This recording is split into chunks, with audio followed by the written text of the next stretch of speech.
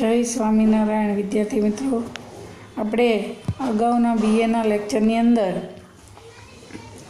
આપણે રેખીય વ્યવસ્થાતંત્ર, કાર્યાનુસાર વ્યવસ્થાતંત્ર, વૈદિક વ્યવસ્થાતંત્ર આ અંગેની સમજૂતી મેળવી.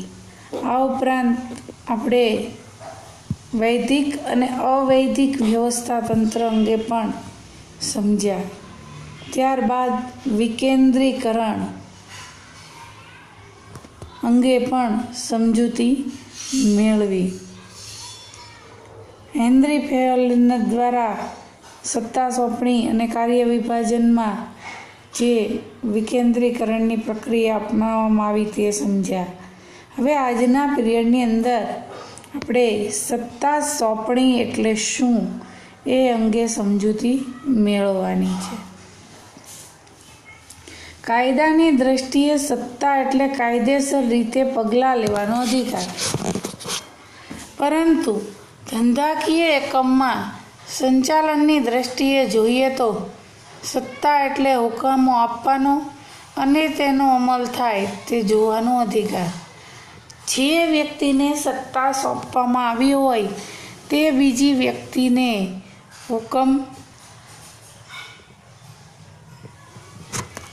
હુકમ કરી શકે છે, હુકમ આપી શકે છે અને પોતે જે હુકમ કર્યો તેનો અમલ થાય છે કે નથી થતો એ જોવાનું અધિકાર.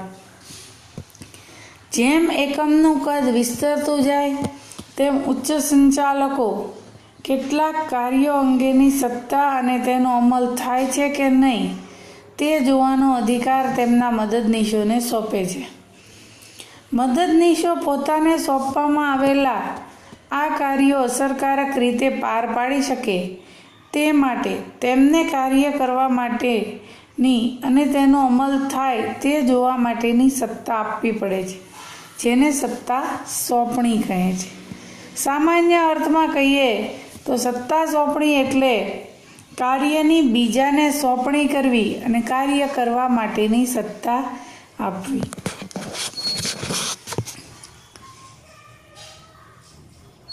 ધંધાકીય એકમની અંદર પહેલાં નાનું એકમ હોય ત્યાં સુધી આપણે એક વ્યક્તિ પોતાની રીતે કાર્ય કરતો હોય, પણ જેમ જેમ ધંધાકીય એકમનું કદ વિસ્તરતું જાય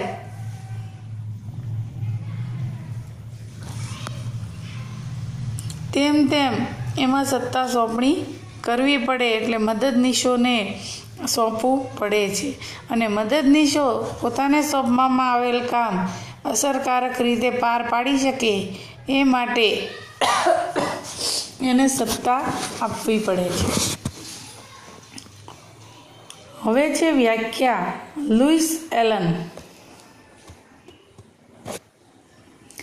લુઈસ એલનના જણાવ્યા મુજબ સત્તા સોંપણી એ એવી પ્રક્રિયા છે કે જેમાં સંચાલક પોતાને મળેલ સત્તામાંથી વિધિસર રૂપ તેના મદદનીશોને કાર્ય અને ફરજોની સત્તા સોંપે છે અને મદદનીશો અન્ય વ્યક્તિઓના સહકારથી જે તે કાર્યનો અમલ કરવાના હેતુસર સભાનતાપૂર્વક સ્વીકાર કરે છે.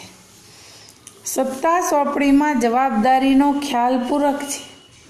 મદદનીશોને સત્તા આપી દેવાથી તે કાર્યના અમલ માટે મદદનીશો જવાબદાર છે, પરંતુ કાર્યના પરિણામનું અંતિમ ઉત્તરદાયિત્વ તો ઉચ્ચ અધિકારીનું જ રહે છે. એટલે કે સત્તા સોંપણી એ જવાબદારીથી છૂટવાનો માર્ગ નથી. સત્તા સોંપણી જે છે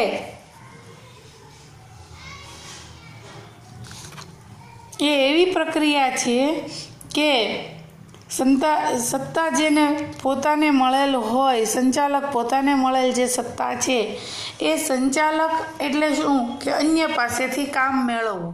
તો સંચાલક જ્યારે અન્ય પાસેથી કામ મેળવે છે ત્યારે પોતાના મદદનીશો એટલે કે જે તેને કાર્યમાં મદદ કરે છે, મદદરૂપ બને છે, તેને તે સત્તા સોંપે છે.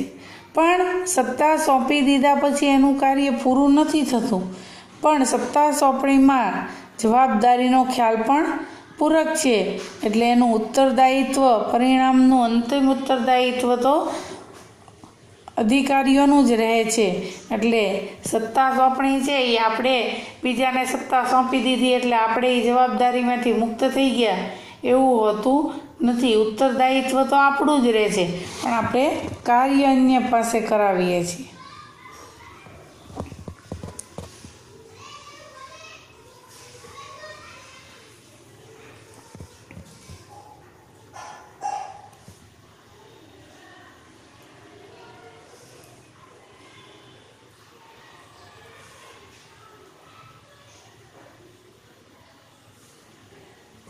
હવે એનું મહત્વ.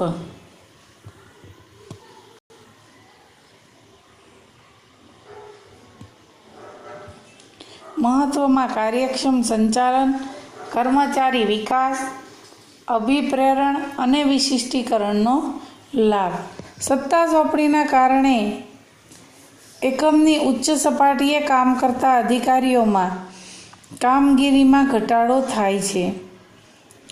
જો સત્તા સોંપણી છે એ ઉચ્ચ સંચાલકોની કામગીરીમાં રાહત આપે, જેના કારણે તેઓ નીતિ વિષયક નિર્ણયો પર ધ્યાન કેન્દ્રિત કરી શકે, જેના દ્વારા સંચાલન કાર્યક્ષમ રીતે થાય છે.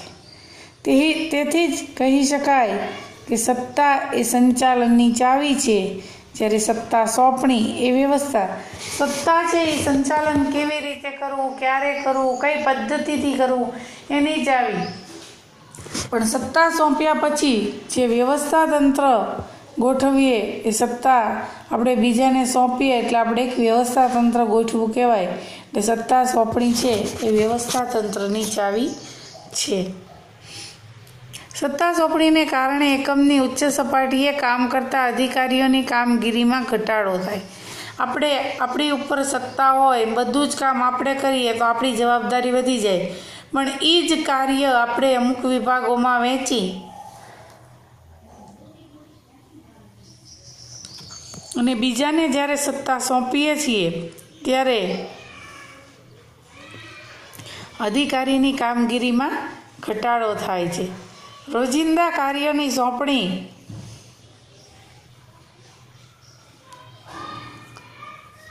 અન્ય સપાટી પર સોંપવામાં આવતી હોવાથી ઉચ્ચ સપાટીના સંચાલકોને મહત્ત્વના વિષયો પર ધ્યાન આપી હેતુ સિદ્ધ કરી શકે છે, જેને કારણે સંચાલન કાર્ય અસફળ.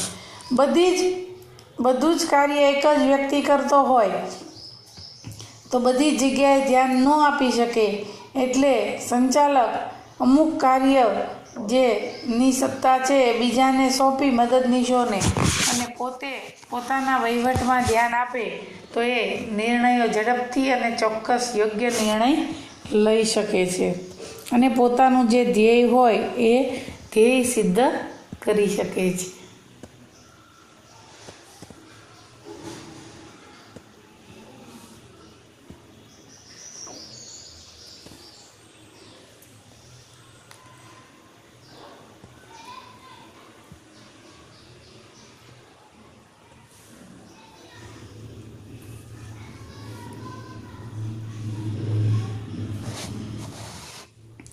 પછી છે કર્મચારીનો વિકાસ. એકમમાં કાર્ય કરતા વિવિધ કર્મચારીઓને સત્તા સોંપણી દ્વારા વિવિધ નિર્ણયો લેવા માટેની તક મળે. એના આત્મવિશ્વાસમાં વધારો થાય અને વારંવાર એક પ્રકારના નિર્ણયો લેવાથી નિર્ણય શક્તિ તર્કસંગત અને અસરકારક બને છે.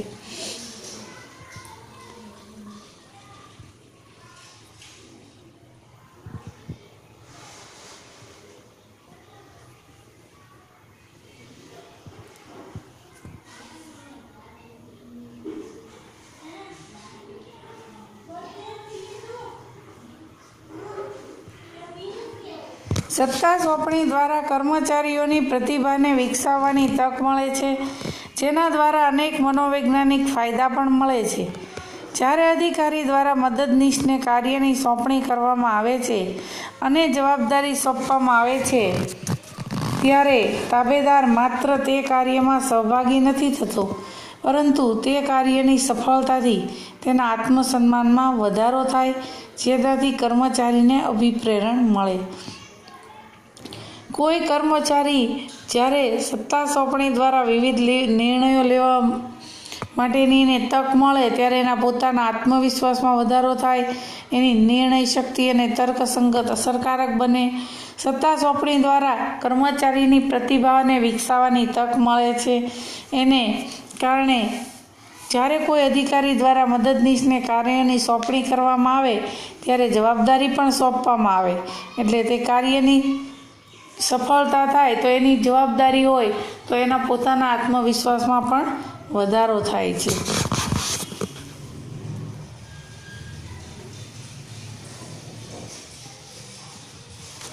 વિશિષ્ટીકરણનો લાભ.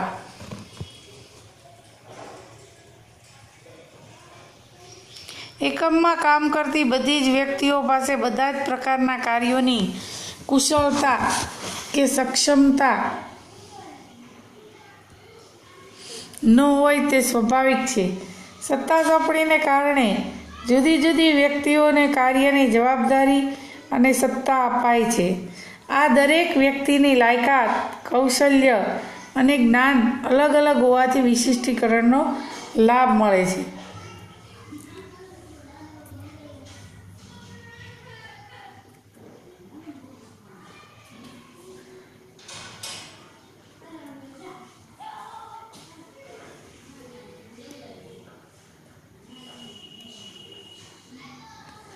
સંકલન. સત્તા સોંપણીને કારણે મદદનીશ અને ઉપરી અધિકારી જેવા સંબંધો સ્થપાય છે. તળ સપાટીના કર્મચારીને પોતાના કાર્યનો નિર્ણય લેવા માટેની સ્વતંત્રતા મળે છે. તેના સૂચનો અને સફળતાની નોંધ લેવાય છે. તેના અભિપ્રાયોને ચોક્કસ સ્થાન મળે છે. તેથી એકમના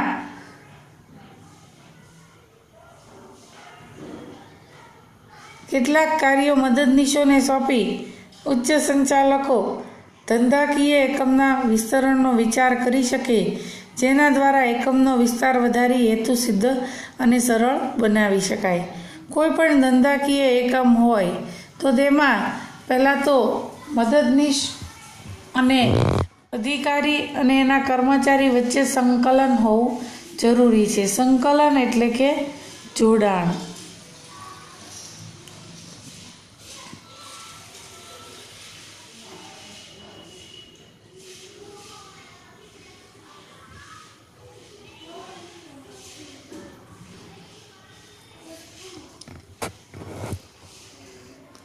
અને કોઈ પણ સંચાલક છે એકમના કેટલાક કાર્યો મદદનીશોને સોંપી ઉચ્ચ સંચાલકો જે છે એ ધંધાકીય એકમને વધારવું હોય તો એના વિસ્તરણનો વિચાર કરી શકે છે.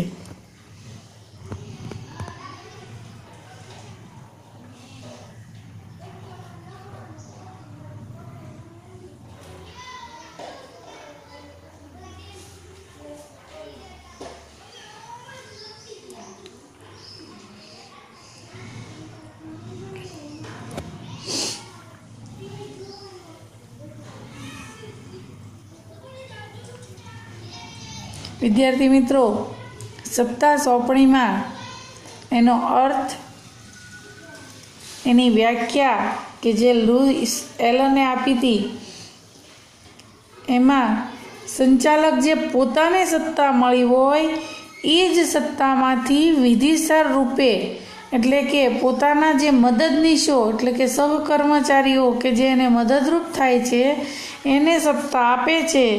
એને કાર્ય અને ફરજોની સાથે આમ નામ કોઈ સત્તા નથી આપતું, પણ કાર્ય કરવાનું છે અને પોતાની જે ફરજ છે એ બજાવવાની છે.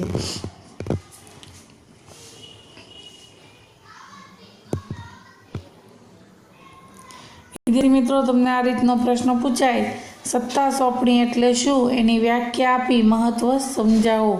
3 માર્ક અથવા 5 માર્કની અંદર આ પ્રશ્ન પૂછાઈ શકે. આની પછીના પીરિયડની અંદર આપણે સત્તા સોંપણીના મૂળ તત્વો અંગે સમજૂતી મેળવીશું.